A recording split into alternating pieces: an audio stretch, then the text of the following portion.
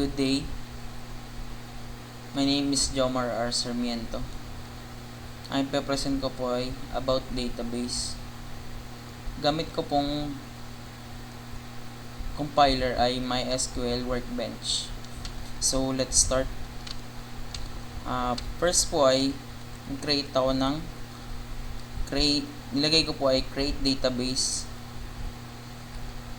named JomarDB. And next is gumawa ko ng table. So nilagay ko ay create table named employees and employees ID, which is int primary key. Next is first name, which is varchar. Second is last name varchar. Department varchar, and salary, which is int. Next po ay nag-create din tayo ng table sa departments. So department ID, which is int primary key, tapos department name varchar. Next naman po ay naglagay tayo ng insert into para sa ating employees. Naglagay din po tayo ng employees ID para po sa employees natin para sa sample data na 10 sample data, which 1, 2, 3, 4, 5, 6, 7, 8, 9, 10.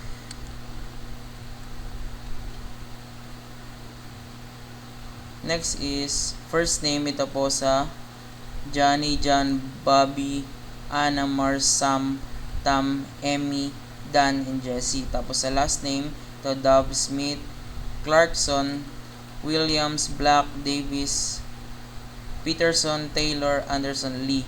Tapos sa department naman po itong sales, marketing, IT, HR, and so on. Tapos para naman po sa salary ay itong 53,000, itong 68,000, 75,000, 5,500, 4,500, 7,800, 82,000, 67,000, 79,000, and 86,000.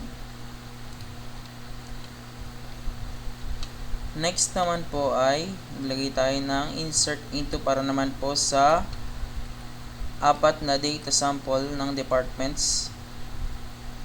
Kapaloob naman po dito ay department ID at department name. So yung apat po ay sales, marketing, IT, and HR. Ito po. Next naman po ay di-display po natin ang employees gamit itong select from employees. So iran po natin. So yun po, lahat ng employees po ay nakalabas na po. Yan po, include yung 1, 2, 3, 4, 5, 6, 7, 8, 9, 10, which is employee ID, first name, Johnny, John, Bobby, Anna, Mars, Sam, Tam, Emmy, Dan, Jesse, last name, Dove, and so on, and department, so on, and salary.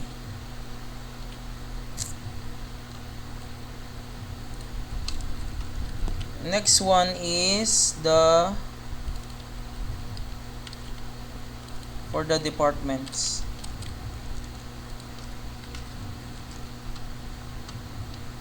Yan po. So yan po yung lahat po ng departments niya. Department ID 1, 2, 3, 4, 5, 6, 4, 1, 2, 3, 4, and department name sales, marketing, IT, and HR. Next naman po ay i-retrieve naman natin po yung sa specific clause. So ilalagay po natin dito ay select from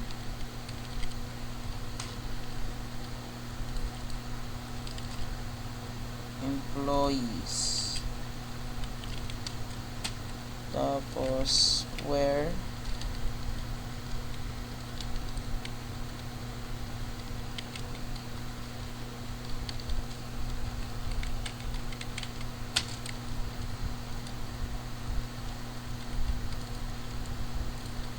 departments naman po ay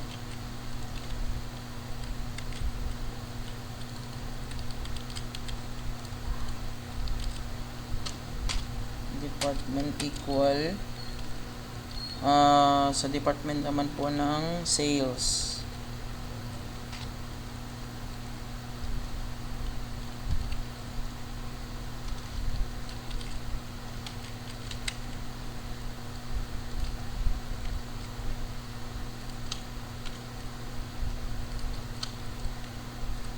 Yan po. Ayan po, lumabas po dito lahat ng employees na nasa department po ng sales, which is Johnny, Dove, Mars, Black, and Dan Anderson.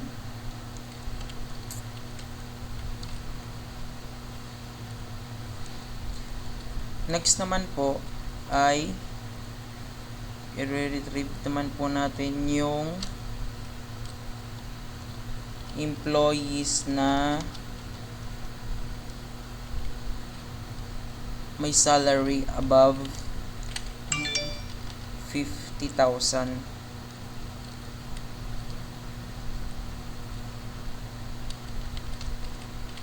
Salary greater than 50,000.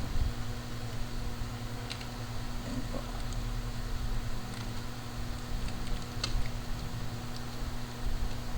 So, yun po. Sila po yung may mga salary above 50,000. Si Johnny, Joan, Bobby, Tom, Emmy, Dan, and Jesse. Ito po yung kanilang mga 7. Meron po silang 7 rows.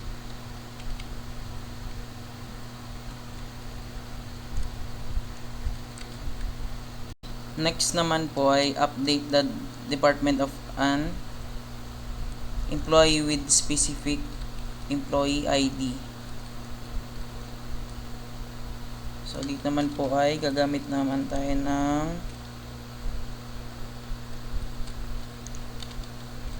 update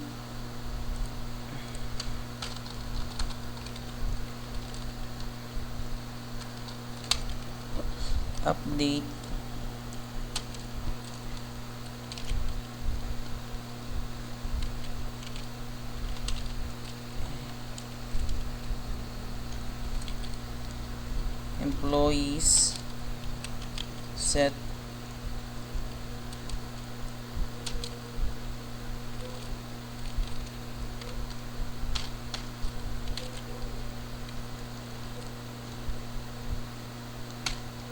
department equal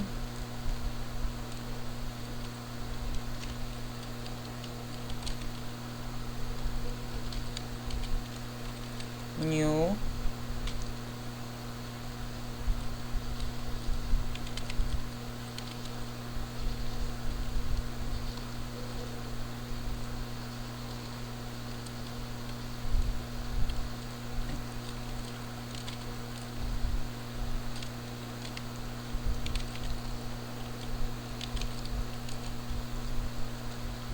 department, and we use where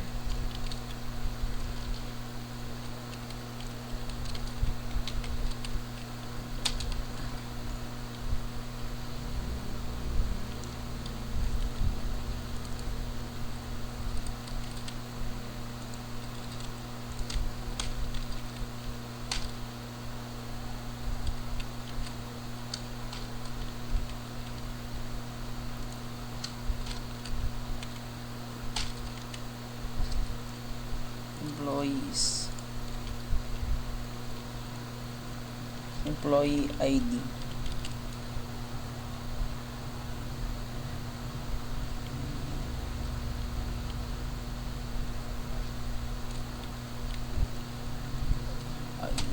Is equal to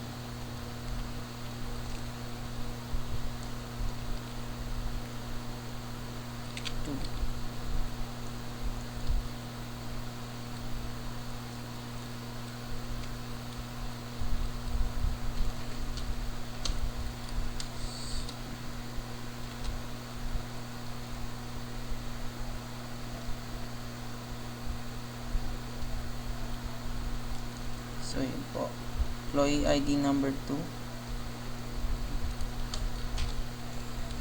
ay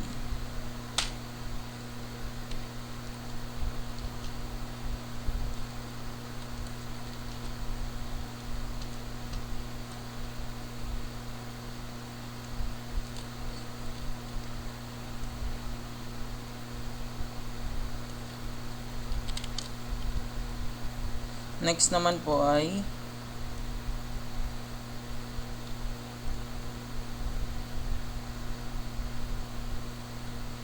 isa-set po natin yung kanyang salary.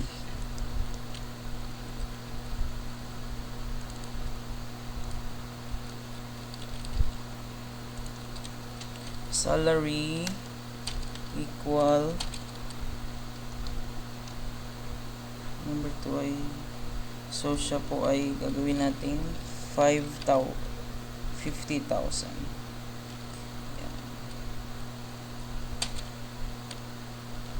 Where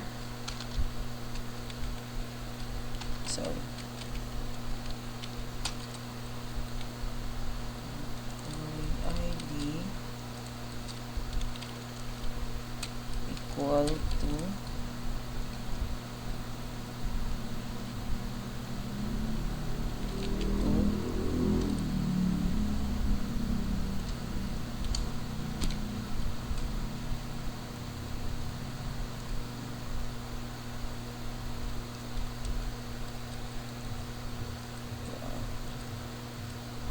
so yan po.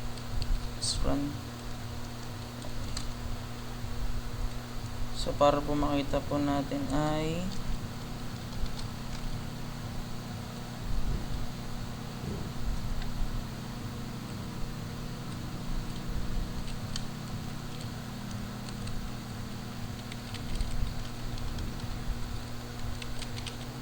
select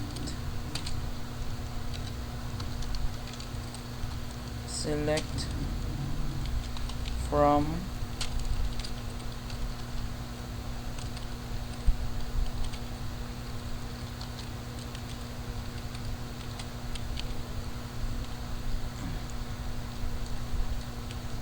employees.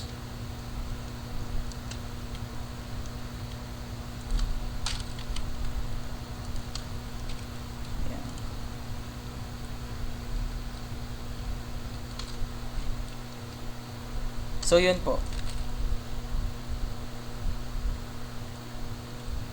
New department na po si Jones sa number 2. Tapos binago rin po natin yung kanyang salary na 5,000 na dati ay 5,000 ay dati pong 68,000. So, next naman po ay magdi-delete naman po tayo ng employee with the specific employee ID.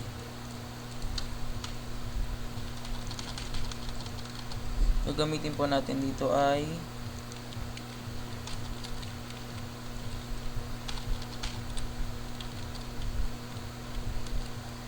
delete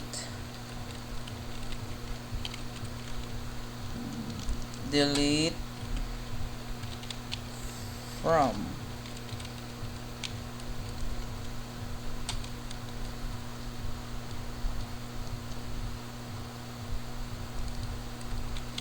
employees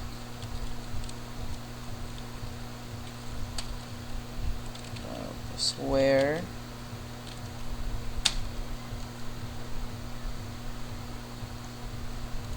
employees ID yan po is equal Didelete naman po natin ay itong si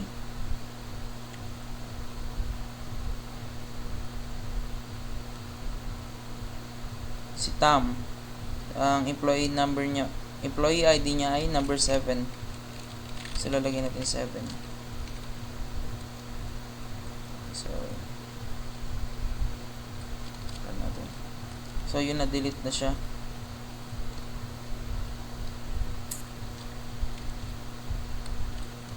Tapos makita naman natin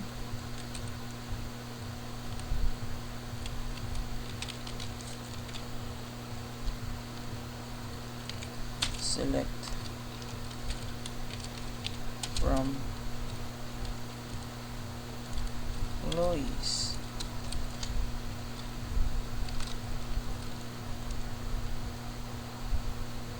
Ayun po, tanggal na po natin si number 7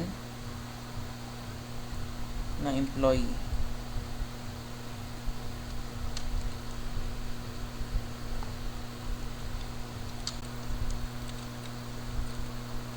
Next naman po ay i-count natin ang employees sa number of employees sa ating employee ID. So, yan, lalagyan natin. Select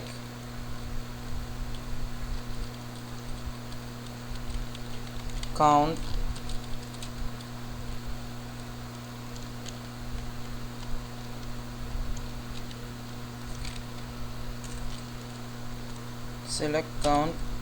as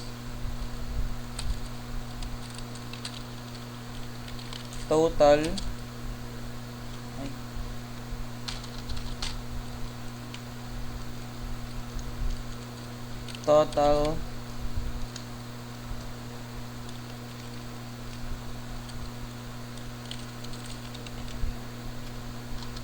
employees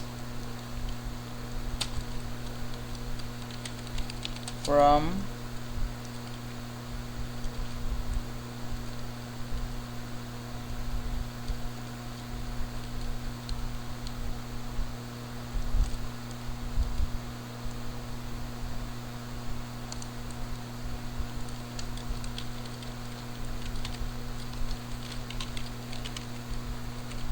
employees. Yan. Tapos, let's run. So, yun po lahat ng number of employees. Next naman po ay bibilangin naman natin kung ilan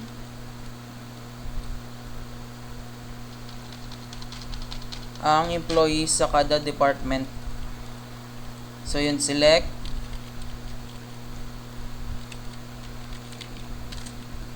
department,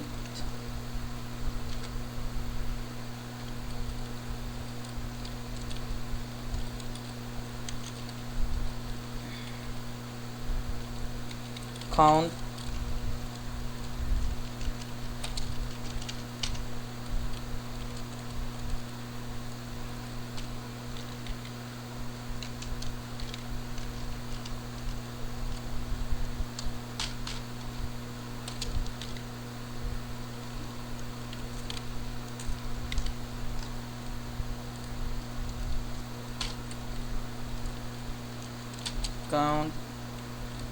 as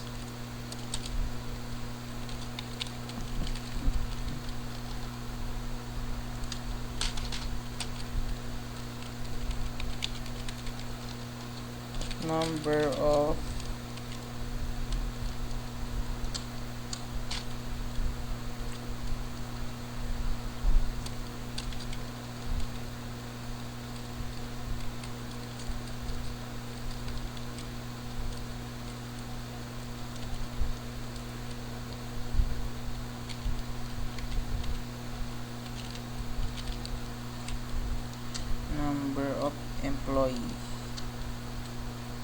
number of employees Group by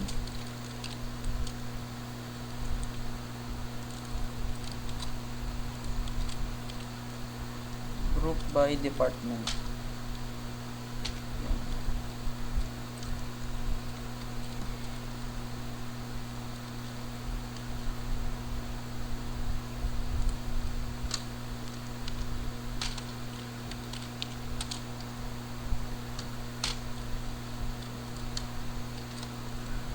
So, yun naman po. Sa departments naman po ay para sa sales, meron siyang 3 members. Sa new department ay 1, sa IT ay 1, and sa HR ay 2, sa marketing naman ay 2.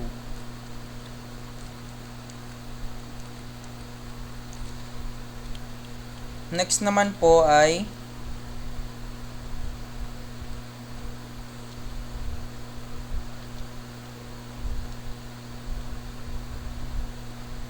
kukunin natin ang average ng lahat ng employees.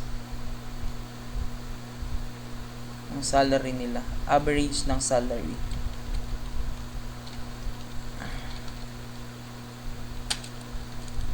Ito ay lagyan naman pa natin na i-select.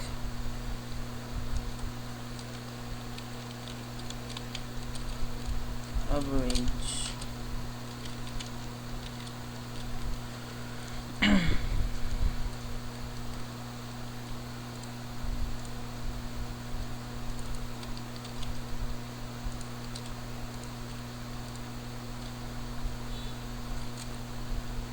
Salary as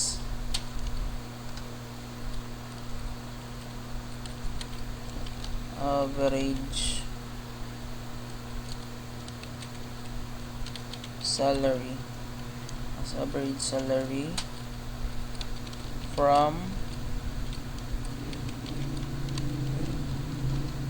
employees.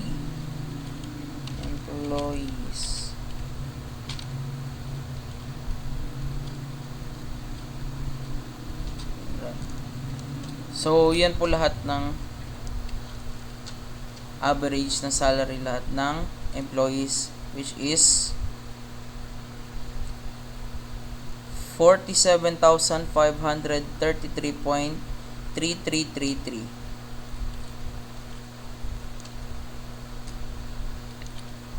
Next naman po ay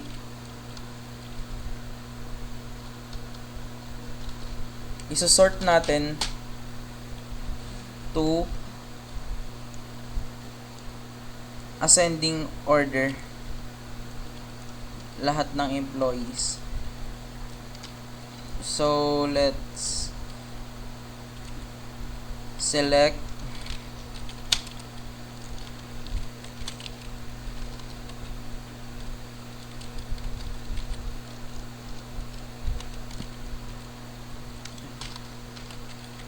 from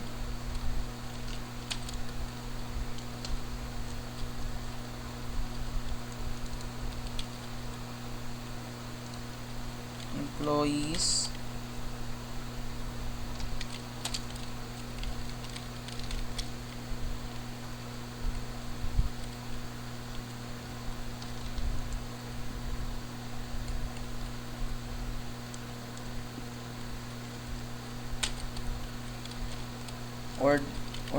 order by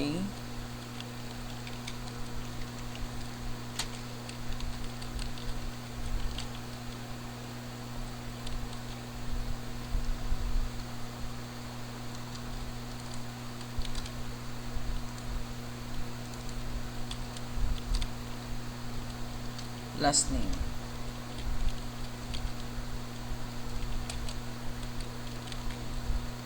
Sending. So, yan.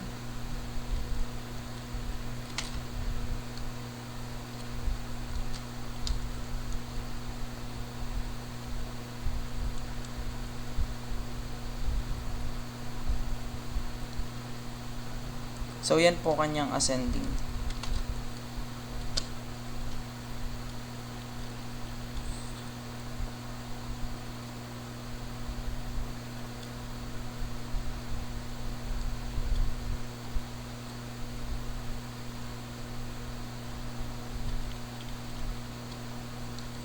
Next naman po ay descending.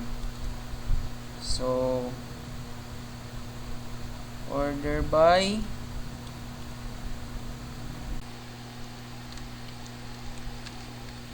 So, next naman po ay isosort natin to descending order ang kanilang salary.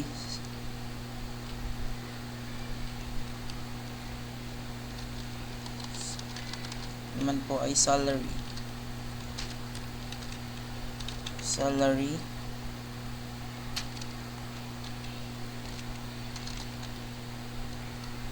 Descending.